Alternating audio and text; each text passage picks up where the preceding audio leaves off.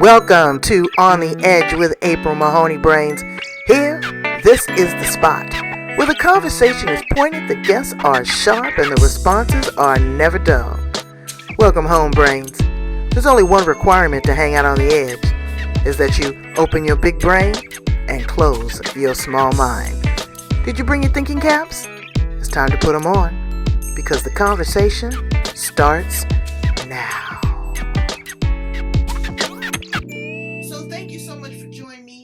Mariquita, on the edge here with me and my brains. We are about to have a great conversation.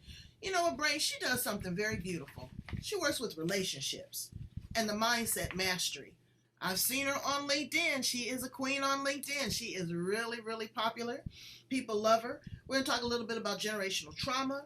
We're going to talk about, are you still doing work with inmates? Oh, I still work for Canine Cellmates, yes. Yeah, I want to talk to you a little bit about that too, because that's also a very, very beautiful job. So please introduce yourself to my brains and let them get to know you, Mariquita. I'm Mariquita Solis. I'm a joyful relationship coach in Atlanta, Georgia. And I work with powerful women who are ready to get back into love, step into their essence by discovering how to better themselves and their the and in that aspect um, elevate their relationships. Well, you know, a lot of people are having trauma in their relationships, especially after COVID, because they were isolated. Domestic violence was on the rage, alcoholism, drug addicts, because they weren't able to get to their support group, people that really understood where they are. So, you know, people need to kind of assess that and they need to be honest with themselves. That's the first thing. How do you want to be treated as an individual is what I would say would be the starting place. It's not about how do I please my mate, because if I'm not satisfied, I can't do a good job satisfying you. Would you agree? Definitely, yes, yes, and yeah, there has to be two strong partners, right? We can't be. I mean, we're two individuals, and each one has to have their own belief system and values and their own fun. They can't be dependent on the other partner to be providing everything, right? And so we come together as two circles, not overlapping because that's mothering, but you know, like this, and we stand tall in who we are. So you're absolutely right. Right. And it's, you know, it's difficult to find yourself when you're submerged in another individual and you need to find that outside validation. Am I pretty enough? Am I thin enough? Do I have enough money? You know, how do I get him away from his wife? Because people Yes. are having those conversations in their head, and I don't think that that's well. But also on a man's side, you know, it's very difficult for men right now to develop relationships with women, you know, and I think a contributor to that was a part of the hit that they've taken with the Me Too movement. You know, maybe they were moving too fast, they were moving inappropriately, their conversation was wrong. You know, how do people find that, you know, that synergy to even start a relationship? Well, you have to really see what you want in life, and see where you stand and what you were put here for, and kind of thinking. I mean, I would look at it as I was put here to help other people, and I want to find a partner that's on that same wavelength. Make a decision whether you really want that or not in your life. Are you stuck in this old story of um, I can't, there aren't any good enough men. I'm not going to attract love. Are you ready to let that go? So it has to be in that energy of questioning who is out there for me, right? And you accept that you're ready to move forward. Some people aren't ready. They want to stick with the old I'll be alone forever story. Right. And now the world of dating has changed so much to online. I've been married to Mr. Magnificent for 37 years. Girl, I wouldn't even know where to begin. I've never even been on an online dating site. I think I'm going to have to do an interview on that, because the questions that people ask now, they're sending you text pics of their junk, and I don't, they're being catfish. There's a lot of things different in relationships. You know, people have lost the art of flirting too and communication, don't you think? Yeah, definitely. I mean, and then we're so direct now. You're right when you Right. say we've lost the art of flirting. We just say, okay, I'm attracted to you. You want to go out? I think we make a great, and then there's Yeah, no let's mystery. do it, and then that's it. Yeah, it's Right. very And yeah, what you're saying is so true. Let's do it. Like we're talking about within the first 5 dates and not even getting to know someone. And we wonder, so we're intimate too fast and we're pushing. And then we're a year down the road thinking, well, who is this person I'm with? Because we didn't get to know who they were first, the values, the foundation, are we going to be someone that's on the same journey, right? What are your values and, what are mine? So yeah.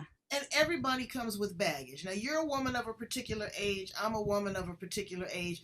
There's no way that we could go back in the dating arena and find someone that hasn't had some bad credit or has some alcohol or have some kids or an ex-wife. And so people have to understand what they are willing to edit and filter. What are they willing to accept from an individual, and really what is it that they need to accept about us, because we all have baggage. Wouldn't you agree? Yeah, and I think what the really key thing is, has the person healed from the baggage, or are they just carrying it along and staying in the victim state where that's the story they tell, and they don't tell a greater story of how they've used that hurt, maybe that alcohol addiction that they had, and now they are championing other people, to move forward in life, and they're mentors. So that's very important to know if that they have healed.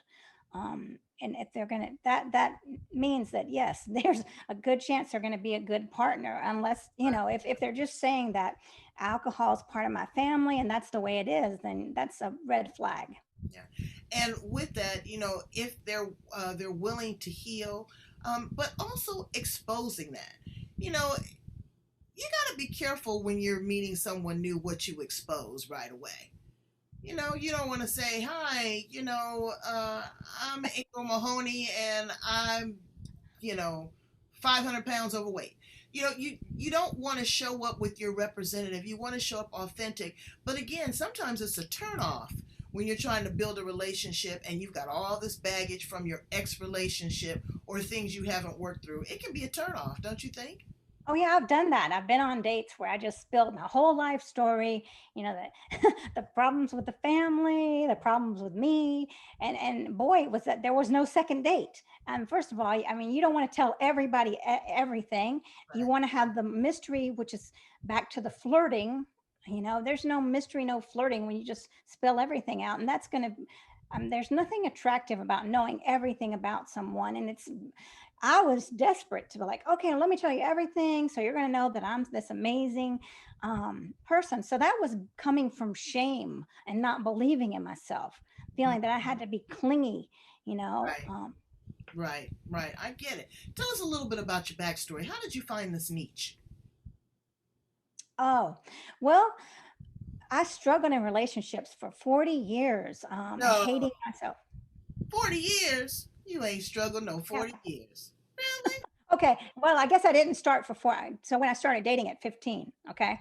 So until 40, from 15 to 40, right? 40 something, I struggled. Um, yeah, I'm setting myself up because I never valued myself and I always was in this desperate mindset. Um, and going out with men that when there was cheating, I just forgave because forgiving is such a beautiful thing, right?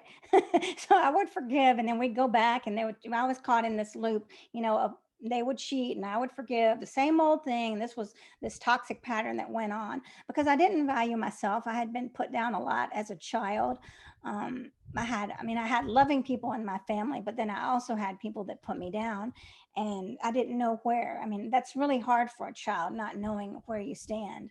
Um, and trying to overcome that, and I took that into my relationships, that not feeling worthy, and wanting to find a man to make me feel worthy, and doing everything I could to prove myself, which is overgiving, being intimate too soon, because of my history, because I hadn't healed. Well, let's talk about the healing too. Let's go back to that. Generational trauma. Did you see experiences with other women in your life?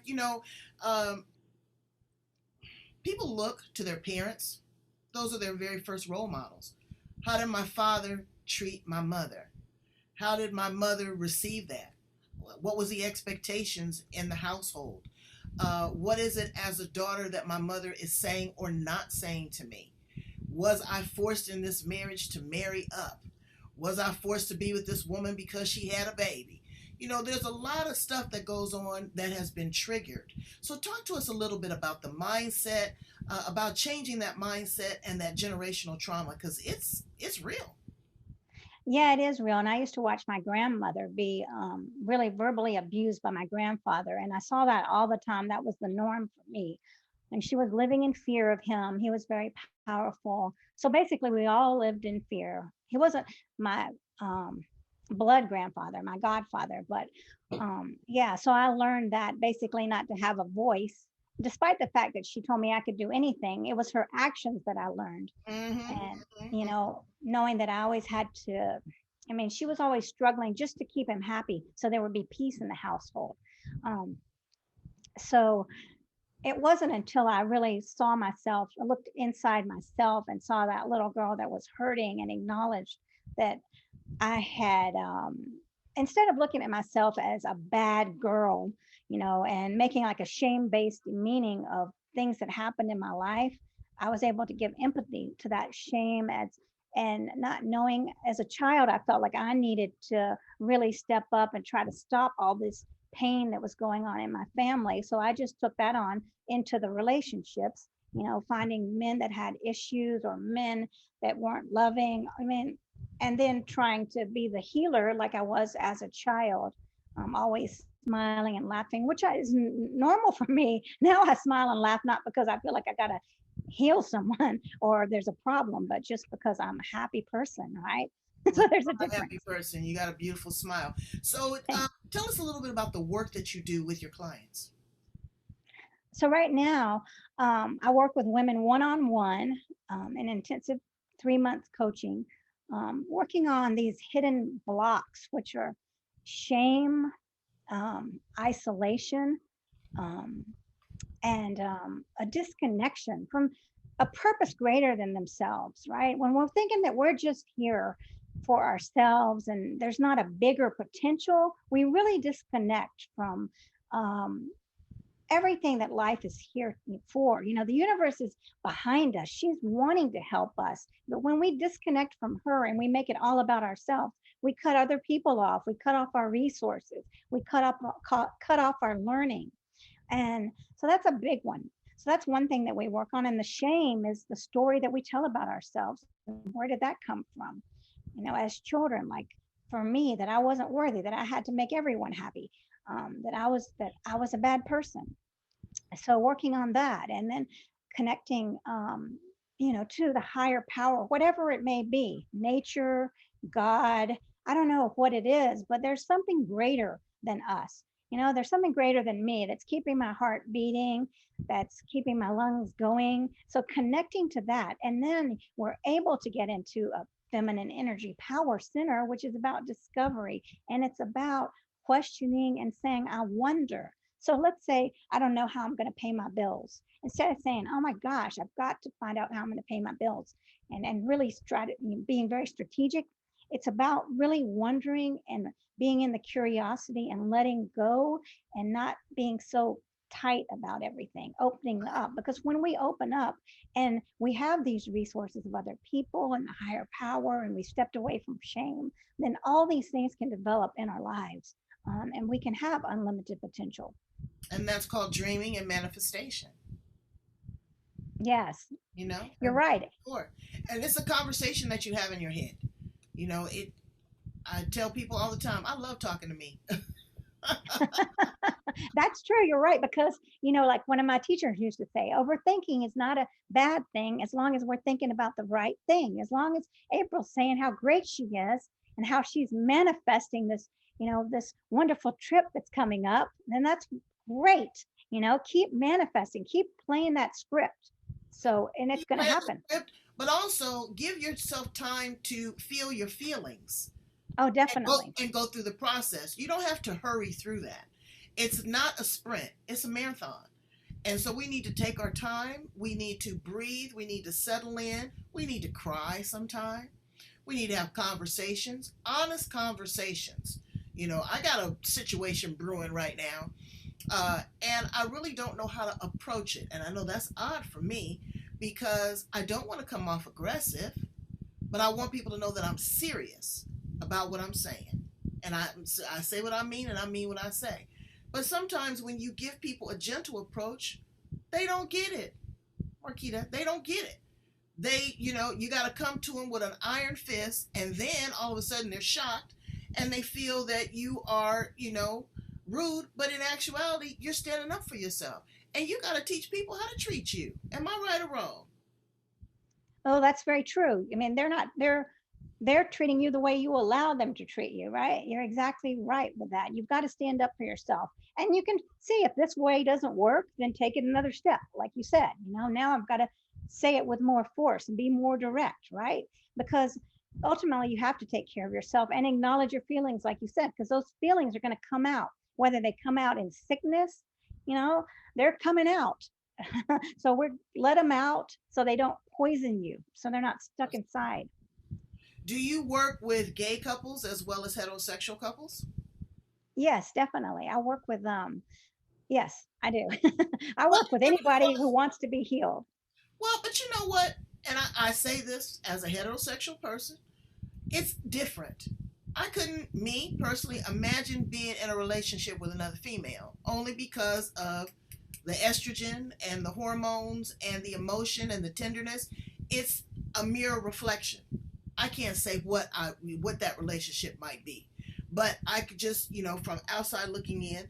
And two men, very testosterone driven, very aggressive, so it's a different conversation with working with these types of couples versus what we consider, you know, the traditional lifestyle or even the transgender population, because those individuals are trying to also be accepted in their new role. They're, as the person that they are, that they're the person that they're allowed to be.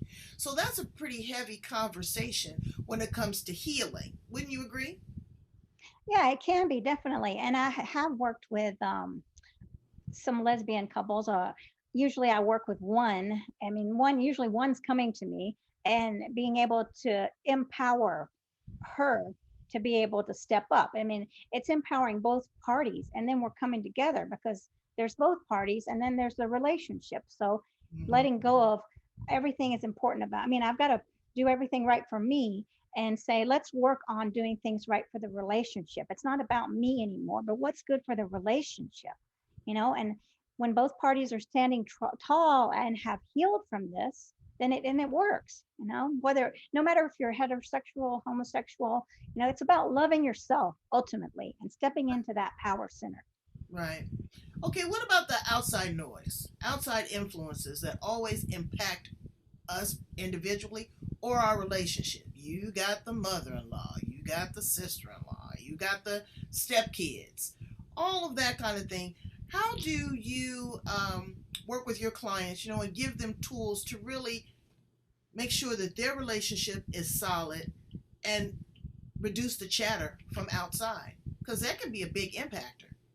Yeah, it can. So it's really important that both people are working together and realizing and having these powerful conversations, having these conversations every week to see where they checking in, because what's happening is we're going, everything's all peachy in the beginning. We get married and we don't have conversations to see where do we stand. Am I getting my needs met? Are you getting your needs met? What about the relationship, right? And how can we deal with it as a team? So let's say we have a mother-in-law issue. So talking it out with your partner, what's going to be the best for the relationship? And maybe it's that you need to see your mother by yourself. Okay, we're going to work together to do that, and knowing that I don't have to be in a place, and then I shouldn't be in a place where I feel uncomfortable, and I shouldn't put my partner in a place where he feels uncomfortable or she feels uncomfortable. Being respectful is key here, and having these mature conversations instead of a lot of times when I hear, well, my mother-in-law is this or that. It's not about that. It's like, looking at things with empathy. So maybe your mother-in-law, she's hurting. So let's look at it from an empathetic spot.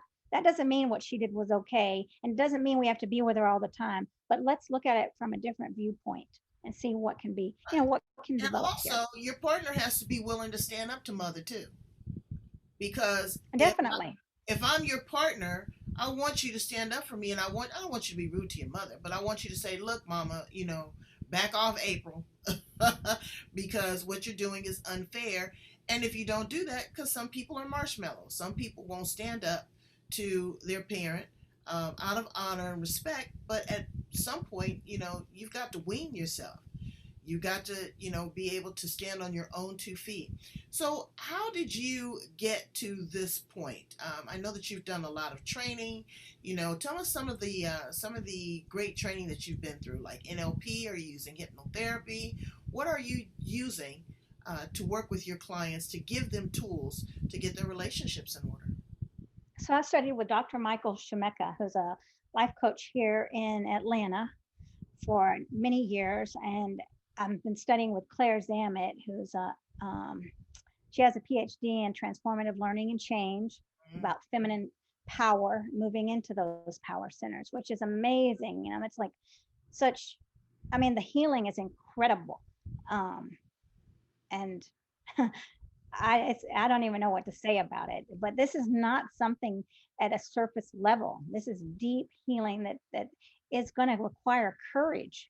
Like you're Mhm. saying, that the courage to stand up to your mother-in-law, the courage to to accept when you're going on a date that this might not be the one for you. You got to find out, is this person that I'm going on a date with and I want to marry, is he going to be able to stand up for me like you're saying? You know, is he going to be able to really be my teammate? And that's what you want to do before you jump into any marriage or anything. You got to know these people better, like you're Right, saying, but or you're going to end up with someone that can't stand up for you right.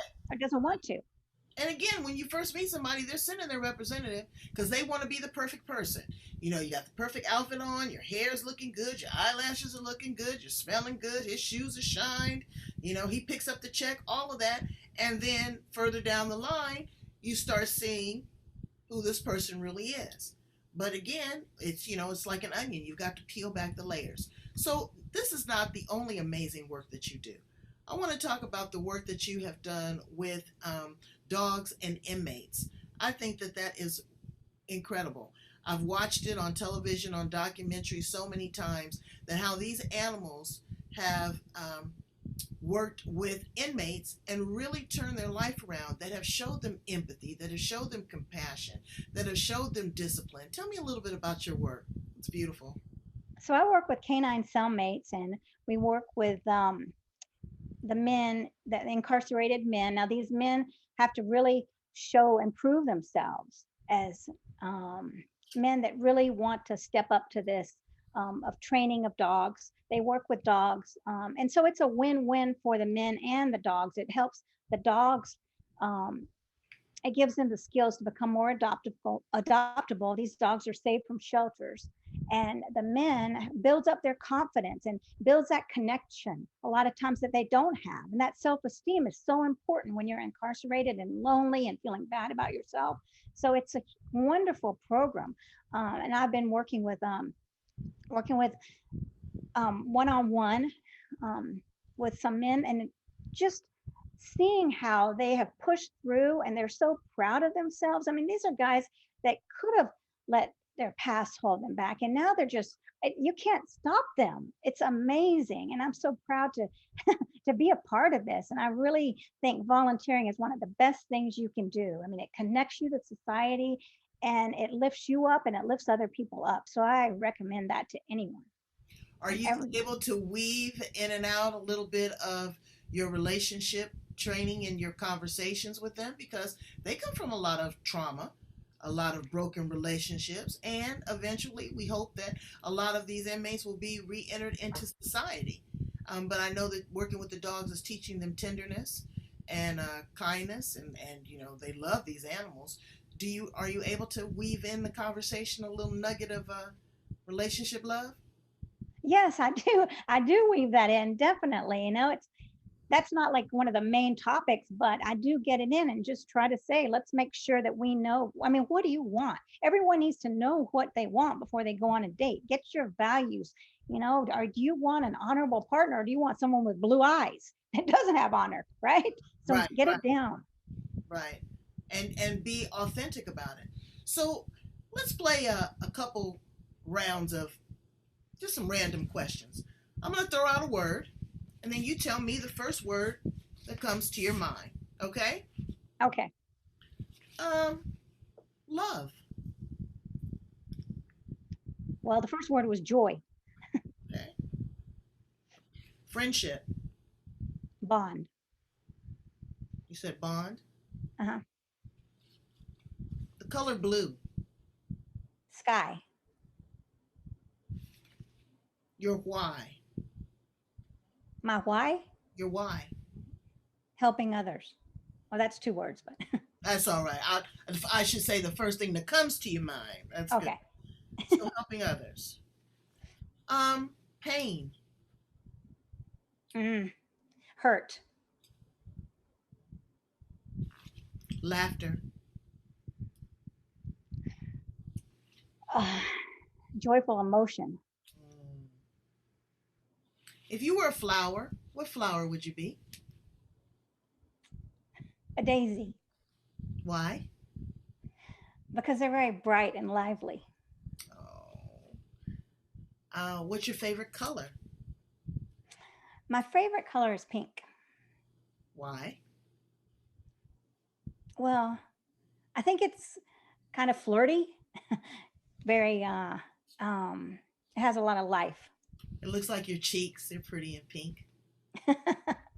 And Thanks. what would you tell a 25-year-old self? I would say honor yourself and know what you want out of life, and don't ever let anything stop you. And don't ever let anyone stop you with their words and beliefs. That you know yourself, and if you're feeling hurt, acknowledge it, find some help, because I wish I had known that. Absolutely. So tell my brains a little bit about your current offering, program, and how to get in contact with you. Well, like I said, I have the one on one coaching, and that's intensive. I'm on Facebook, Joyful Relationship Coaching. I have a ladies group, which is Joy and Fulfillment Create the Relationship You Deserve. And I'm on LinkedIn, Mariquita Solis. Um, and I would love to offer a free discovery session if you're confused about where you stand in your relationship, or you're confused about where to even begin a relationship. Reach out to me for a free Zoom call, and we can just get some clarity. It doesn't have to be, anything heavy. It's just about lightening up these intense, sometimes feelings that get you weighed down and make you feel like you're never going to find love, or you're never going to be happy in your relationship. So let's just lighten that load. Um, so, um, but yeah, I'm trying to think if there's anywhere else really. I'm on Instagram also too. So if you want to find me there. Well, we're definitely going to put all your contact information at the end of the interview and at the bottom, and we're going to run this all over the world because this woman is full of joy. She believes in a bond. She believes in blue skies. She wants to help others relieve their hurt, continue with the joy like a daisy in pink. Beautiful. Thank you. And you are beautiful, and you're a beautiful soul. And I really thank you for, turning your pain into your passion, working with other individuals, women, as well as the inmates and the animals. You're kind of all over the place, and you're looking at people at their core level. You're looking at them from an intimate part. You want to build that emotional intelligence and raise their relationship capital. And I thank you so much, and I honor you for being here with me on the edge. Thank you so much, April. Yeah. So, Brains, I need you to go in and subscribe right away to LinkedIn, Twitter, Instagram. Share this and have a conversation with Mariquita. Okay? Absolutely. I don't know. It don't cost you nothing.